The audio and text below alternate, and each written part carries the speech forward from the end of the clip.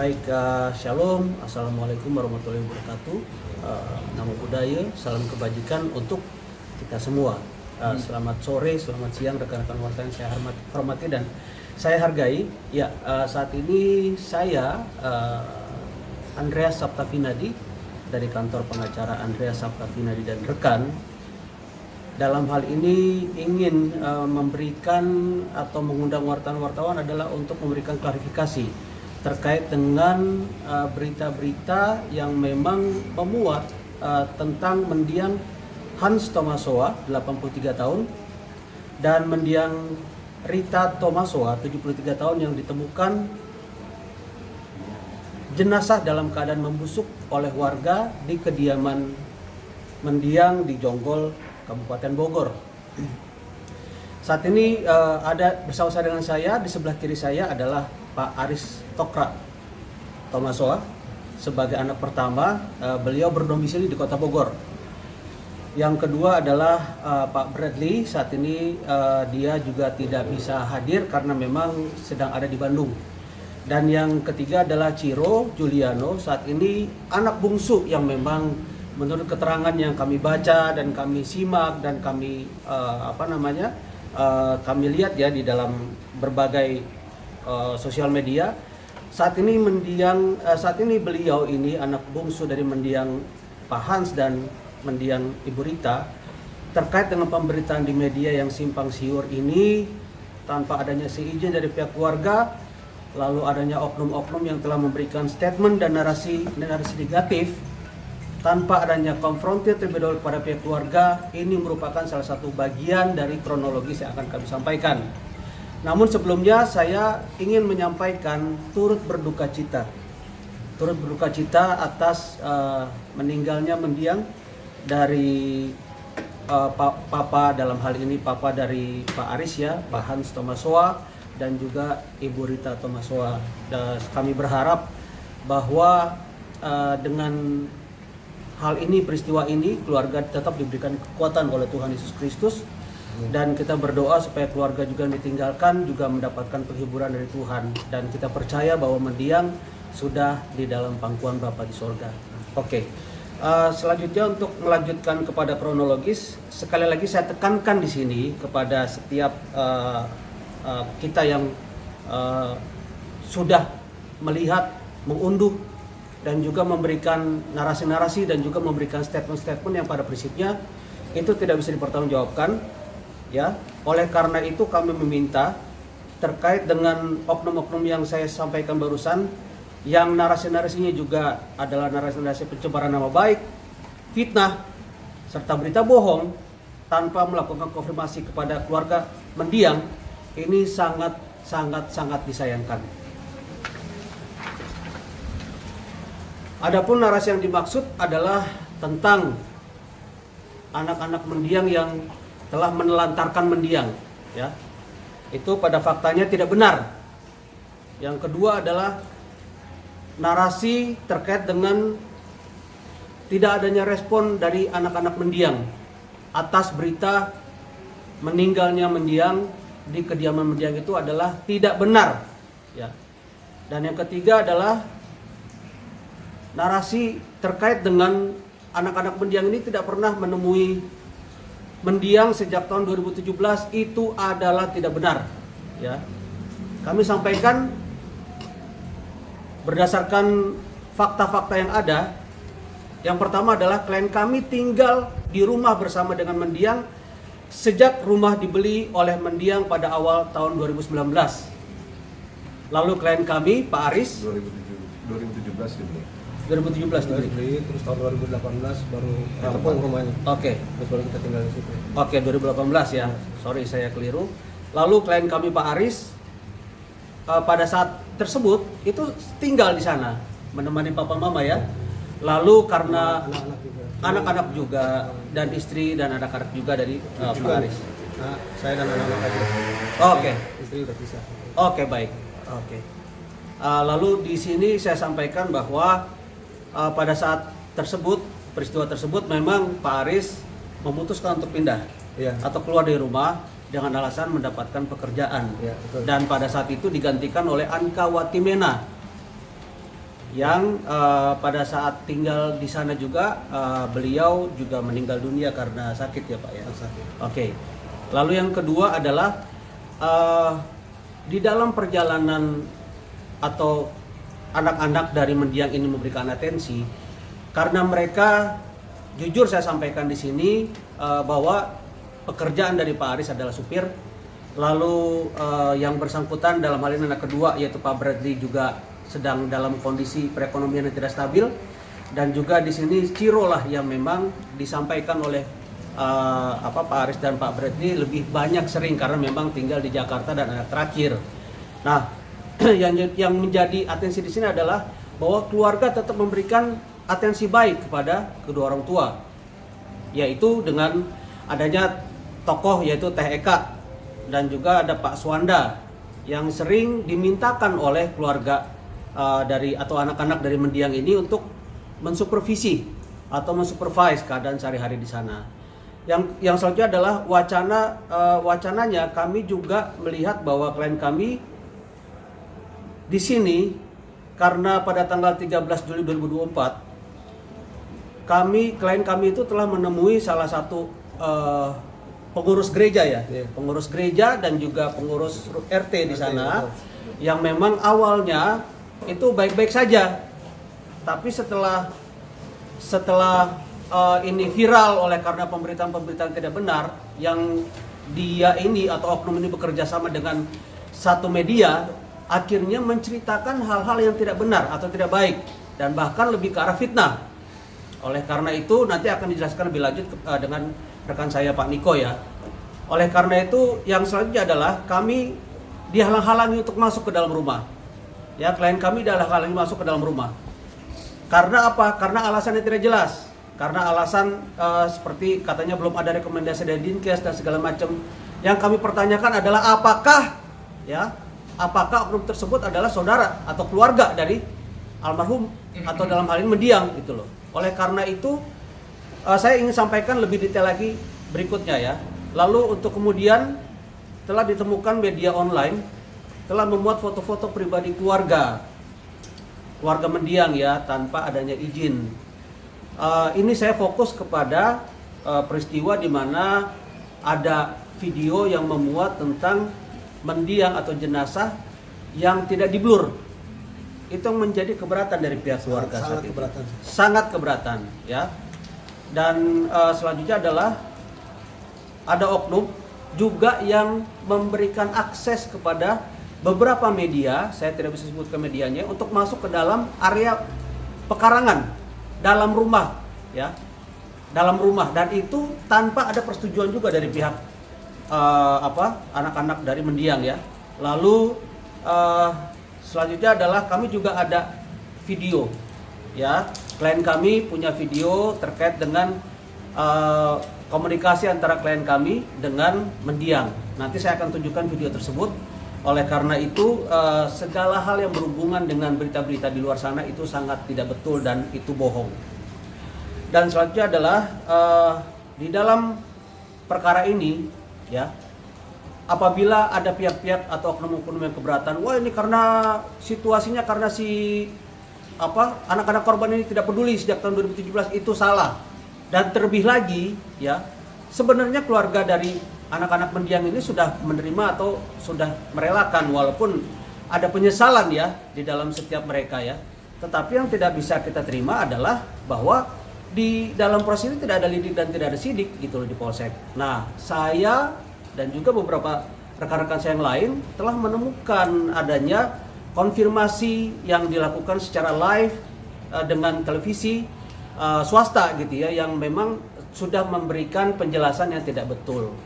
Oleh karena itu, yang terakhir yaitu kami memang sebagai kuasa hukum ya menghimbau ya, sekali lagi memohon dan menghimbau untuk pemilik akun sesegera mungkin men-take down foto-foto dan video yang memuat jenazah atau mendiang Opa Hans dan Opa Rita Tomasoa sejak saya bacakan permohonan atau klarifikasi pada hari ini tanggal 20 Juli 2024. Jika kedepannya kami menemukan kejanggalan-kejanggalan, adanya unggahan-unggahan yang janggal, yang tetap memuat adanya unsur fitnah, kebohongan, maka kami tidak akan segan-segan untuk menempuh upaya hukum sesuai dengan undang-undang yang berlaku. Oleh karena itu, ini adalah pernyataan dari kami. Kami juga sudah memberikan nasihat kepada anak-anak dari mendiang untuk tetap sabar, tidak berpikir negatif, dan bijak untuk merespon semua unggahan-unggahan tersebut dan tidak terpancing emosi. Demikian untuk sementara saya sampaikan. Oleh karena itu saya buka ruang tanya jawab yang saat ini saya berikan kepada wartawan, kepada anak korban, anak mendiang. Terima kasih. Bang, terakhir kapan Bang bertemu almarhum kira-kira, dan saat itu juga keadaan lagi gimana, situasi apa? Kondisinya apakah kondisinya sudah sakit atau atau gimana? Terakhir itu waktu saya antar ibu saya ke rumah sakit biasa rutin, itu sekitar tahun 2022 kalau nggak salah ya. Itu ngantar ke rumah sakit biasa, rutin check up. Saya kan rutin yang nganter kan biasanya saya. Itu kondisi sih biasa-biasa aja ya, nggak ini biasalah, ibu kangen gitu kan. Cuman memang saya mengaku salah karena saya jarang komunikasi dengan orang tua. Itu kesalahan saya. Tapi jangan disalahkan juga ke adik-adik saya, karena adik-adik saya tuh yang paling rutin komunikasi. Yang paling rutin sebenarnya si Bradley. Anak yang kedua yang paling rutin komunikasi. Ada videonya ya. Cuman yang sering datang ke sana tuh yang paling bungsu. Jadi di sini yang paling jarang datang ke sana tuh saya. Dan paling jarang komunikasi itu saya. Kalau boleh tahu sakit apa? Itu waktu tahun 2012 ibu saya stroke. Tapi kan saya yang rawat terus. Dari 2012 tuh saya rawat terus di Ruwet Duren Sawit waktu itu rumahnya. Dan selama saya rawat itu akhirnya bisa jalan lagi, bisa beraktivitas sendiri gitu. Ya sama bapak saya kan sehat. Bapak saya juga waktu itu masih ngajar. Nah, jadi waktu itu emang benar-benar saya full atensi saya ke ibu saya, karena saya juga waktu itu udah nggak di kapal lagi. Waktu itu saya masih kerja di kapal. Nah, terus ya untuk saat ini hubungan kita sekeluarga sih biasa-biasa aja gitu, nggak ada ini. Emang komunikasi yang jelas sih komunikasi jarang. Itu kesalahan saya. Bang, hasil otopsi udah keluar belum Bang? Maksudnya nggak ada otopsi. Oh nggak ada. Nggak ada otopsi. Karena penyakit apa gitu? Jadi dari surat keterangan Meninggalnya kenapa? Dari surat keterangan meninggal dari rumah sakit RSUD itu cuman ditulis, ada nggak di situ? Pokoknya ditulis penyebab tidak dapat ditentukan, kemudian waktu kematian juga tidak dapat ditentukan. Gitu. Jadi kalau memang di media massa tuh ada tulisan ada hasil otopsi begini itu bohong, itu nggak benar. Karena ini yang jelas ada di sini nih, surat ini ada di sini, surat keterangan kematian ini. Bang, kalau boleh tahu yang untuk paling bungsu itu kan, yang paling kecil itu kan yang paling rutin ya, dia komunikasi dengan opa oma ya. Terakhir kapan Bang? Kalau bulan lalu. Kalau nggak salah ya. Kayaknya bulan, dia emang rutin. Artinya memang mengetahui kondisi yang sebenarnya opa oma ya. Artinya tahu. Kalau mohon maaf sebelumnya kan ada pemberitaan yang dibiarkan telantar segala macam itu tidak benar ya? Tidak benar. Kan saya juga komunikasi sama adik-adik saya. Ya yang selama ini komunikasi dengan orang-orang di sana, itu anak yang kedua, si Bradley, yang paling sering. Karena dia juga yang suka ini, misalnya kan catering nih, mama nggak suka nih yang ini, akhirnya dibeliin GoFood, gitu. Jadi makanya nih berita-berita yang kayak begini nih harus di take down lah. Tapi kalau saya diserang, silahkan, emang saya salah. Tapi jangan ada dari saya, mereka yang paling rajin ngurusin orang tua. Saya salah, dan saya mohon video-video itu tolonglah di take down. Itu tidak etis, video-video itu. Kalau kalian mau bikin narasi sebohong mungkin ke saya, silakan. Itu akibatnya kalian sendiri nanti yang terima. Tapi dengan klarifikasi ini saya mohon ya dengan amat sangat ya, kita nggak usah diperpanjang lagi. Tapi yang memang saya juga perlu sampaikan di sini bahwa saya sangat berterima kasih kepada warga gereja GPIB Cipencak. Mereka yang betul-betul mengurus dari awal saat kematian. Kemudian juga kepada warga, saya apresiasi, saya sangat berapresiasi dengan itu. Nah, permohonan maaf saya juga saya mohon diterima oleh pihak-pihak terkait di sana. Saya emang ini kurang komunikasi lah sama mereka. Cuman yang saya sayangkan itu pas saya datang ke sana berbeda dengan fakta yang diomongin di media-media itu. Ada satu orang tuh oknum itu yang saya datang itu maksudnya apa, di media ngomongnya apa lagi gitu. Nah, kemudian kita ke polsek, dibilang kita nggak ke polsek katanya. Terus akhirnya besoknya muncul, emang bener dong, emang bener anak-anak korban ada datang ke polsek gitu. Bukan kita diinterogasi, bukan, kita cuman diminta untuk menandatangani surat pernyataan. Itu aja. Dan nggak ada interogasi apa-apa. Kalau mau misalnya nanya interogasi ya saya nanya gitu, gimana sih kronologisnya, gimana sih kejadiannya, terus langkah-langkah apa saja yang dilakukan oleh pihak kepolisian. Dan itu saya juga sangat apresiasi kepada polisian Polsek Jonggol, mereka sangat membantu. Tapi ya saya harap ini selesai di sini supaya kita bisa sama-sama melangkah ke depan gitu. Ya untuk saat ini itu aja. Mungkin kalau yang orang diduga itu siapa? Apakah dari maksudnya keluarga juga atau orang lain? Bukan, atau orang lain. Saya juga nggak kenal. Saya baru kenal di situ. Nanti itu kita yang jawab dari masalah itu. Ya Bang, saya kan sedikitnya ngikutin nih kasus ini ya, gitu. Dari mulai pemberitaan di online maupun di TV ya. Nah, itu sampai warga ingin kan mencium bau, mohon maaf ya, mencium bau yang kurang sedap. Terus mereka sepakat untuk membuka rumah tersebut ya, dengan memvideokan gitu. Nah, ada narasi ketika warga tersebut ya, yang diwakilkan oleh bupati setempat itu berusaha mengkonfirmasi anaknya untuk izin membuka ini, tapi tidak ada respon. Nah, itu yang saya tangkap ya. Nggak ada telepon apa-apa. Nah, sejauh ini nggak ada itu konfirmasi, itu telepon ke adiknya juga gitu, nggak ada. Nah, itu menurut saya yang patut diklarifikasi gitu. Terus klarifikasi abang, keberatannya di sini ingin somasi media tersebut ya, atau mau ngadu ke Dewan Pers, atau cuman sekedar preskon begini aja gitu. Karena kan menurut saya kalau nggak ada tindak lanjut ke Dewan Pers itu juga cuma statement belaka gitu Bang. Ya ini pertama kalau menurut saya itu nanti kita yang jawab aja.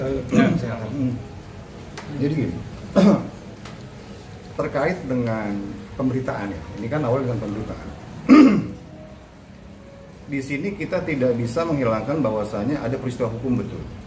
Peristiwa hukum, ditemukan jenazah 2 orang atas nama Opa dan Oma, Rita dan Hans Tomasoa.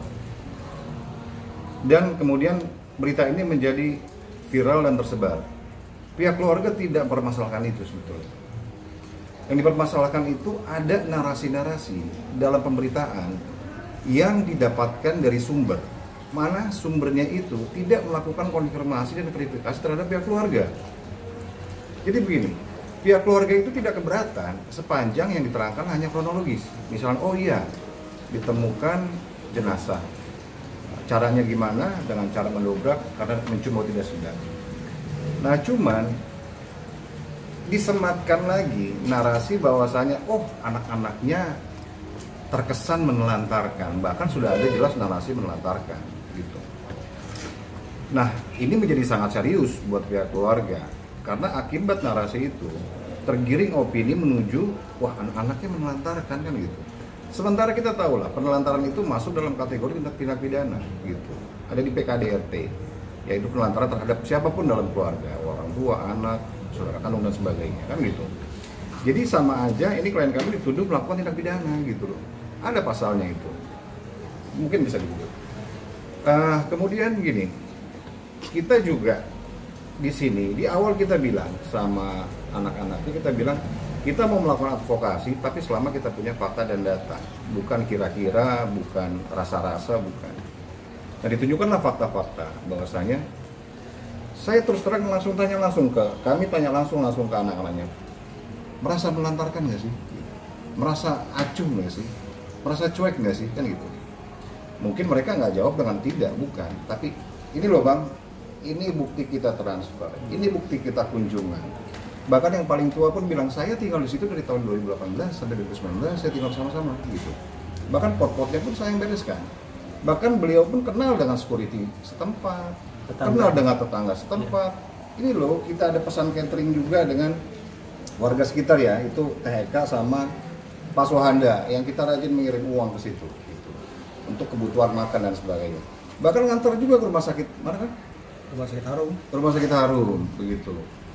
Nah jadi kan perlu diketahui nih kronologisnya itu baru pihak Bendiang bersama anak tertuanya baru tinggal di situ itu tahun 2018, dibeli tahun 2017. Sampai 2019 kemudian anaknya pindah karena untuk kepentingan pekerjaan kan begitu. Anak yang kedua ada di Bandung, anak yang ketiga ada di Pondokopi. Dan hubungan komunikasi, kontribusi anak-anak terhadap orang tuanya lancar. Ada, maka itu saya bilang ada atau tidak sih gitu. Ada, ditunjukkan masalahnya gitu, ada bukti transfer lah, bukti dia chat-chatan sama orang-orang yang mengurus orang tuanya segala macam, video pun ada, kunjungan pun ada. Itu masalahnya gitu. Jadi kita nggak tahu ini si narsum ini dapat info dari mana gitu, apa dirasa-rasa aja, apa asumsinya belaka, boleh asumsi, cuman jangan disiarkan ke publik gitu. Setidaknya konfirmasi dulu ke anaknya. Karena apa? Seharusnya anaknya ini datang ke lokasi itu Sabtu malam ya. Sabtu malam. Setelah kejadian. Karena yang satu dari Bandung, yang satu juga dengan satu dan lain hal baru bisa datang sampai sana malam. Ketemu dengan oknum yang bersangkutan. Nggak ada itu ditanya, Pak, gimana sih Pak hubungan keluarga sama oma opa selama ini? Apa benar Pak, Bapak nggak ada kontribusi ke mereka? Nggak ada verifikasi itu. Atau misalnya Pak, izin kami sebagai pengurus lingkungan, kami memberikan statement ke media. Nggak ada kayak gitu-gitu gitu. Jadi gini, selain tidak punya kapasitas dalam konteks memberikan pernyataan tentang kondisi hubungan keluarga mereka, dan salah juga yang diberitakan gitu loh. Bukan hal yang bahkan dekati benar pun tidak gitu. Kemudian terkait ada narasi anak membohongi oma opa kan begitu. Ada media memberitakan itu menurut sumber dari yang bersangkutan juga. Membohongi oma opa, katanya janji mau kirim uang ke rekening ternyata tidak ada. Itu dia ada bisa bukti kan nggak gitu loh. Narasi membohongi ini tuh konteksnya apa gitu loh. Nggak ada itu. Kalau ada, kami tantang dia untuk buktikan bisa atau tidak gitu. Kalau tidak kami anggap itu berita bohong gitu. Kemudian itu hal pertama ya. Hal kedua, ini jadi ada 2 poin yang substansial. Yang pertama itu masalah narasi dalam pemberitaan yang tidak benar gitu, yang menggiring opini sehingga terkesan adanya pelantaran oleh anak-anaknya. Itu poin pertama. Poin keduanya, ini luar biasa. Anak-anaknya kesana nggak bisa masuk rumahnya gitu. Digembok coba. Digembok itu dan kuncinya dipegang sama oknum warga. Kan nggak jelas gitu. Ini konteksnya apa? Tahan gitu. Kemudian dari teks dari oknum yang bersangkutan mengatakan ini sterilisasi. Wah, kalau kita bicara sterilisasi, kita bicara serius. Ini ada rekomendasi dari Dinkes atau tidak untuk SOP-nya, sterilisasi seperti apa yang dimaksudkan gitu. Kemudian kami sempat sampaikan melalui anak bungsu bahwasanya kalau nggak dikasih kunci kita mau dobrak kan gitu. Oh itu rumah kita kok bebas, mau kita rubuhin pun nggak ada masalah kan gitu. Nah, tapi ada ancaman di situ. Dibilang, wah kalau melakukan itu mau membongkar paksa nanti akan berurusan dengan polsek, koramil, apalagi aparat kecamatan. Kita bilang konteksnya apa? Urusan sama mereka gitu. Dan perlu diketahui juga ini fakta hukum ya. Fakta hukum itu tidak ada proses lidik dan sidik. Gitu. Jadi menurut kepolisian itu Polsek Jonggol tidak ditemukan adanya indikasi tindak pidana. Jadi ya tentu nggak akan dimulai lidik dan sidik ataupun tindakan-tindakan rangkaian tindakan layaknya penyelidikan atau penyidikan, misalnya di polis lain segala macam itu tidak ada. Nah, dan kalau menurut masyarakat atau warga ada tindak pidana situ laporkan gitu. Laporkan, misal apa? Tindak pidana penelantaran, laporkan. Atau misalnya ada dugaan misalnya penghilangan nyawa, laporkan gitu. Jangan melakukan sesuatu tanpa landasan hukum gitu. Itu kan kacau gitu. Sampai ada narasi katanya, wah ini anak bungsunya datang cuma ambil sertifikat atau dibawa sama anaknya sertifikat. Apa urusannya, itu punya dia, mau dibakar pun nggak ada masalah sertifikat kan gitu. Penuh kayak seperti itu. Orang itu barang punya dia gitu. Mau diapakan pun nggak ada masalah gitu. Kemudian perlu diketahui ini anak-anaknya otomatis berlaku sebagai ahli waris dari opa dan oma. Rumah itu punya mereka, gitu. Bukan punya siapa-siapa. Gitu. Punya mereka mau apakan rumah itu nggak ada masalah. Gitu. Secara hukum legal mereka lakukan. Apalagi ini Kang Arci mau tinggalin di rumah itu sekarang. Jadi kami mohon pihak-pihak ini yang menghalangi orang untuk masuk propertinya sendiri, mungkin pakai akal sehat lah, gitu. Pakai akal sehat. Banyak baca-baca, banyak tanya gitu. Itu boleh atau tidak sih gitu.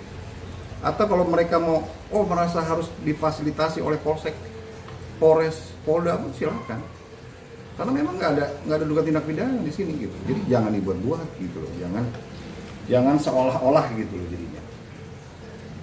Dan juga kami mungkin teruskan himbauan, bebas ini mau dianggap sebagai somasi terbuka atau apa. Tapi pertama, kami minta oknum yang bersangkutan kembali klarifikasi ke media bahwasanya apa yang disampaikan sama dia terkait kondisi hubungan keluarga belum pernah dikonfirmasi dengan pihak keluarga. Itu satu. Kedua, bukalah itu, kasih kunci gemboknya. Kalau nggak kita bongkar rumahnya, apa urusannya nahan kunci gembok itu atau menggembok rumah itu? Kayaknya mohon maaf konyol gitu tindakannya. Mungkin ini perlu dipahami dua poin itu tentang adanya pelantaran, adanya narasi pelantaran, dan kedua masalah rumahnya di status quo-kan oleh orang lain itu nggak jelas tuh maksudnya. Itu pasti akan kita tindak lanjuti secara hukum kalau memang tidak ada bentuk-bentuk permintaan maaf atau klarifikasi dari mereka. Saya kasih clue ya. Ini inisial dari laporan ini adalah JT. Ya. Untuk kemudian saya minta untuk saudara JT ini dapat menghubungi saya, menghubungi kantor kami untuk melakukan klarifikasi apabila saudara merasa bahwa pernyataan saudara itu sudah benar. Ya. Lalu yang kedua adalah tunjukin bahwa status saudara itu adalah keluarga dari yang bersangkutan. Legal standing lah. Legal standing. Legal standingnya apa? Ya. Legal standingnya saudara ini apa? Ya. Saya minta untuk saudara berhenti untuk bikin pansos, ya. Bikin pansos dan juga berusaha untuk mencari atensi ke masyarakat. Sangat membuang waktu buat kami untuk berikan atensi juga sih, ya. Oleh karena itu kami mohon kerjasama saudara JT. Terima kasih. Kalau saya melihat yang Dewan Pers belum saya jawab. Oh iya. Jadi gini, kalau kami tuh melihat begini, mekanisme pemberitaan itu kan pertama awalnya pasti dari narsum ke media, baru ke netizen, kan begitu. Kami tidak menyalahkan pemberitaannya sebetulnya. Cuman yang kami permasalahkan ini narsum yang memberikan pernyataan pada berita itu. Dengan informasi yang tidak dikonfirmasikan terlebih dahulu atau dapat izin terlebih dahulu dari keluarga, itu yang kita permasalahkan sebetulnya, Mas. Bukan medianya, bukan netizennya juga bukan. Kita tahulah kadang netizen opininya bisa bermacam-macam. Kita tidak aimingnya nggak ke situ, gitu. Aimingnya narsumnya sebetulnya. Iya benar, saya ngeliat itu permasalahan di narsum ya Bang. Narsum. Gitu. Karena kan kalau media kan kita ada peristiwanya ya, apalagi peristiwa penting ya kan. Nah peristiwa penting kan udah pasti itu menjadi santapan media ya kan. Nah terus ini juga menjadi produk jurnalistik gitu kan, ada korban kan, ada TKP dan sebagainya. Nah ketika teman-teman media ingin mengkonfirmasi ya kan, terutama kan dengan keluarga dulu harusnya kan, kalau nggak ada keluarga orang setempat gitu. Nah karena tadi narasumbernya ini saya nggak tahu ya dia mengklaim dia sebagai apa di situ ya. Di situ permasalahan ini sebenarnya di narasumbernya. Kalau teman-teman memberitakan itu produk jurnalistik. Betul. Gitu. Dan terus yang keberatan foto itu bisa. Iya dong. Itu disebarkan itu termasuk ranah kegiatan jurnalistik. Iya betul. Bang Haris, ya, setelah ramenya viralnya ini kan banyak sekali tuh cemoohan dan pressing dari netizen ya, terutama ke Bang Haris dan adik-adik gitu. Ini yang diterima apa aja sih, maksudnya kerugian yang diterima oleh Bang Haris dan adik-adik Bang Haris ini? Apakah mental keluarga? Kalau adik-adik saya kena mental kan, adik-adik saya kena mental. Kalau saya kena marah, jadi saya posisinya saya marah. Cuma saya disuruh tahan untuk emosi, tahan emosi maksudnya. Tapi ya udah, ini saya bersama dengan kuasa hukum saya, jadi biar mereka yang bekerja saja. Oke, Bang, izin. Oknum yang Abang bilang memberikan narasi, memberikan wawancara dan informasi, apakah sama dengan yang memegang kunci itu? Maksudnya yang jadi bukan. Bukan. Jadi yang memegang kunci ini itu ketua RT. Ketua RT. Nah, cuman yang ini nih termasuk yang pengurus RT juga katanya. Dia mengaku di media massa ini dia mengaku sebagai pengurus RT. Cuman ketua RT-nya bukan dia. Nah itu hari keduanya saya datengin itu, dua-duanya menghindar. Karena saya udah dapat nggak ngerti karena apa. Hari pertama kan datang juga. Hari pertama datang. Hari kedua datang lagi. Hari kedua saya datang lagi. Nah itu dua-duanya pokoknya menghindar aja dari saya. Nah makanya yang saya dapat nomor HP-nya itu yang satu yang mengaku pengurus RT ini. Nah yang berinisial JT tadi itu. Saya udah minta nomor teleponnya, besoknya saya datang, saya janjian kan karena udah janjian nih hari ini. Bukan apa-apa, saya mau ketemu, ngobrol terus tolong dong dipertemukan dengan orang-orang gereja. Nah, karena semenjak waktu saya di situ kayaknya gereja juga belum ada itu. DPB Cipucang itu belum ada. Cuman saya ingin berterima kasih. Mungkin ini Kak, tambahkan gini. Dengan tidak bisa masuk ke rumah, jadi hari kedua itu datang, maksudnya memang untuk masuk ke rumah. Sampai sekarang ya? Sampai sekarang belum. Sampai sekarang. Berarti masuk rumah. Izin, Bang. Maksudnya gini. Keluarga sendiri tidak bisa masuk rumah, tapi Abang tadi bilang sempat ada yang memberikan akses untuk masuk, memberikan untuk ngambil gambar ya, terutama di berita nasional. Betul. Sama orangnya dengan oknum itu juga. Sama. Berarti dia tidak memberikan akses ke keluarga, tapi memberikan akses ke wartawan. Betul. Seolah-olah seperti itu. Ini sekarang kondisinya nggak bisa diurus surat-surat kematian, karena dokumen di dalam rumah semua gitu. Surat kematian, surat keterangan pemakaman ya kan, bentuk KTP, KK, buku nikah dan sebagainya. Nggak bisa, karena nggak bisa masuk kita ke dalam rumah. Tapi memang kita berencana mau ke sana. Kita juga sudah siapkan surat pemberitahuan untuk Polsek sebelum kita ke sana. Dia nggak mau buka, kita bongkar, nggak ada urusan. Ya rumah kita apa urusannya dia gitu. Itu yang jadi masalah ini yang nggak jelas tendensinya gitu.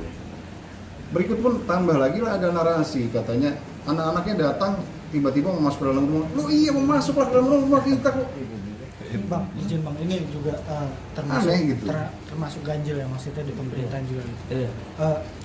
Banyak yang bertanya ya kemana aja anak-anaknya kan itu kan menjadi seperti itu ya.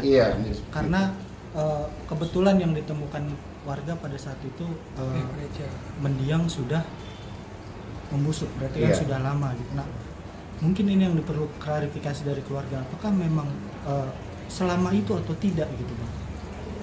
Ya kita memang, saya akui saya sudah mengakui saya jarang ya kan. Maksudnya dari jarak terakhir si bungsu bertemu ibu nggak lama dong harusnya? Ya buat estimasi perkiraan kematian lah gitu maksudnya. Kalau kedatangan si bungsu sih kira-kira sebulan. Sebulan baru. Berarti baru. Maksudnya, Komunikasi di WA? Oh iya, itu memang udah nggak perlu ditanya. Dia nggak WA ya? Nggak bisa WA. Nggak bisa telepon gitu. Orang ini HP-nya bukan HP kayak gini, HP yang lama gitu. Sedikit klarifikasi, apakah memang benar dua-duanya pada saat itu sudah maksudnya dalam keadaan sakit atau bagaimana? Bapak dan ibu, maaf, mendiam. Kalau bapak iya. Bapak ya. Kalau ibu sih udah sehat ya waktu itu ya. Cuman akhir-akhir ini emang semakin lemah. Dan si siapa Teh Eka ya yang tadi dibilang untuk memberi informasi tentang kondisi ayah dan ibu kondisi. Itu memang tidak ada konfirmasi sama sekali ke keluarga?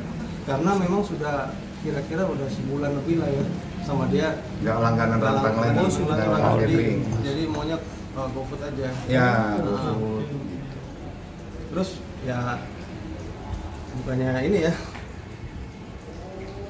Memang salah saya yang salah gitu. Karena jarang komunikasi, jarang datang. Bukan jarang lagi, saya jarang banget datangnya. Memang salah saya. Tapi jangan disalahin ke adik-adik saya karena adik-adik saya yang lebih care dan rutin gitu. Ya, betul. Bang, selanjutnya Bang, apakah akan langsung Abang tindak lanjutin di si narsum yang memberikan informasi ya bisa dibilang ini. Jadi batas waktunya sampai kapan? Iya, prinsipnya seperti yang tadi disampaikan oleh rekan saya Niko, pada saat ini pun kami sudah menyatakan bahwa dan mengundang saudara JT itu, inisial JT, untuk dapat menemui kami dalam 1 kali 24 jam. Ya, untuk kemudian sangat terbuka buat saya untuk bisa berkomunikasi apapun itu, dan saya memohon supaya saudara dengan inisial JT itu dapat meminta maaf kepada publik, ya, dapat meminta maaf kepada keluarga-keluarga, dalam hal ini keluarga mendiang dan juga keluarga besar mendiang. Karena kan selama ini kan narasi yang dibangun oleh rekan saudara JT ini kan benar-benar sangat bullshit gitu loh, sangat tidak bisa dipertanggungjawabkan gitu loh. Oleh karena itu saya mohon sekali lagi ya kepada saudara JT saat ini, mungkin Anda saat ini menonton ya, minta untuk datang kepada kami sebagai kuasa hukum, sampaikan apa sih yang menjadi permasalahan Anda ini selama ini kepada keluarga daripada anak-anak pendiang ya. Saya kasih waktu 1 kali 24 jam ya saat ini ya. Terima kasih. Oke. Bang Aris ini menegaskannya berarti si JT ini selama ini Bang Aris nggak pernah kenal dan nggak pernah ketemu. Baru kenal di situ. Jadi pas saya pada hari H yang pas datang itu. Jadi saya selama ini belum pernah tahu kalau dia pengurus atau apa. Jadi kondisinya Mas, waktu Bang Aris ditinggal di sana, beli rumah di sana, itu rumah tanah yang jadikan rumahnya oknum itu masih kosong, masih tanah. Jadi mereka duluan tinggal di situ. Banyak yang kafling di sana. Kafling kosong, masih kosong. Di atas itu masih kafling rata-rata. Jadi kemungkinan yang bersangkutan itu baru pindah, baru-baru gitu. Setelah abang ini keluar dari rumah. Iya, soalnya 2019 pun belum ada itu tanah belum dibangun ya, yang jadi rumahnya. Pas lagi tahap pembangunan. Lagi tahap pembangunan 2019. Artinya belum penghuni di situ kan? Kemungkinan seperti itu. Oke. Sip. Mau lihat videonya? Penting loh. Ya. Gini, maksudnya gini, untuk video, data semua kita lengkap. Kalau tidak kita nggak berani bicara seperti ini. Betul. Bukti transfer semua lengkap. Chat juga semua lengkap.